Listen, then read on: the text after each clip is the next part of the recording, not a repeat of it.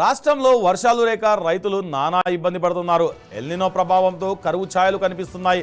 అన్నదాతలు ఆందోళనలో ఉన్నారు. దీంతో వర్షాలు విస్తారంగా కురిసి పంటలు బాగా పండాలని మహబూబాబాద్ జిల్లా కంబాలపల్లి గ్రామస్తులు వినూత్న పూజలు చేశారు. తమ పూర్వీకుల సాంప్రదాయం ప్రకారం తొలుత శ్రీ హనుమాన్ స్వామికి 21 రోజుల పాటు భజన కార్యక్రమాలు నిర్వహించారు. ఆ తరువాత తరతరాలుగా వస్తున్న వరదపాశం ఆచారాన్ని పాటించారు. వరుణదేవుణ్ణి ప్రసన్నం చేసుకునే ప్రయత్నం చేశారు.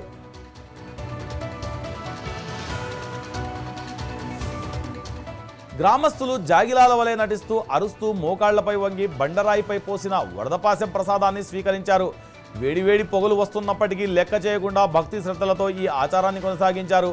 వర్షాలు కురువని సమయంలో తమ పూర్వీకులు ఈ వరదపాశం నిర్వహించారని, అప్పుడు సమృద్ధిగా వర్షాలు కురిసి పంటలు బాగా పండేవని గ్రామస్తులు చెబుతున్నారు. ఇప్పుడు కూడా పూర్వీకులు ఆచారాన్ని కొనసాగిస్తూ వరుణదేవుడు కరుణించి విస్తారంగా వర్షాలు కురిపించాలని కోరుకుంటున్నారు.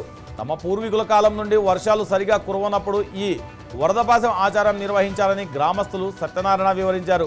ఈసారి కూడా వర్షాలు సమృద్ధిగా కురిసి పంటలు బాగా పండాలని తాము ఈ కార్యక్రమాన్ని నిర్వహించామన్నారు. రైతులు మంచి పంటలు పండించుకుని సుభిక్షంగా ఉండాలని కోరుకుంటున్నామని తెలిపారు.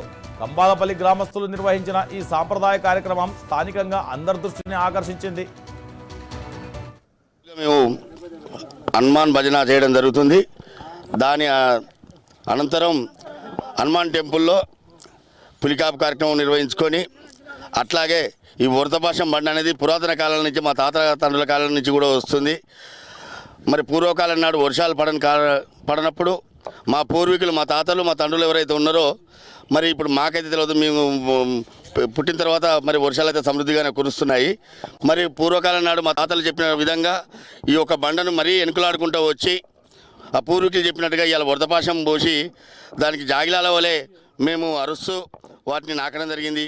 ఆ వరుణదేవుని కరుణా కటాక్షాలతోటి మరి ఇది మాకు వరాన్ని ఇచ్చి మరి వృద్ధిగా వర్షాలు కురిపించి మా చెరువును నింపి కరువు కాటకాలను తీర్చి రైతువారిగా పాడి పంటలు, పశుపక్షాదులు, గొడ్డు గోదలు మా అందరి కూడా మా ఊరంతా కూడా సస్యశ్యామలంగా ఉండే విధంగా దీవించాలని చెప్పేసి మేము ఊరంతరం కూడా కలిసి, అట్లాగే మా అభయాంజనేయ స్వామి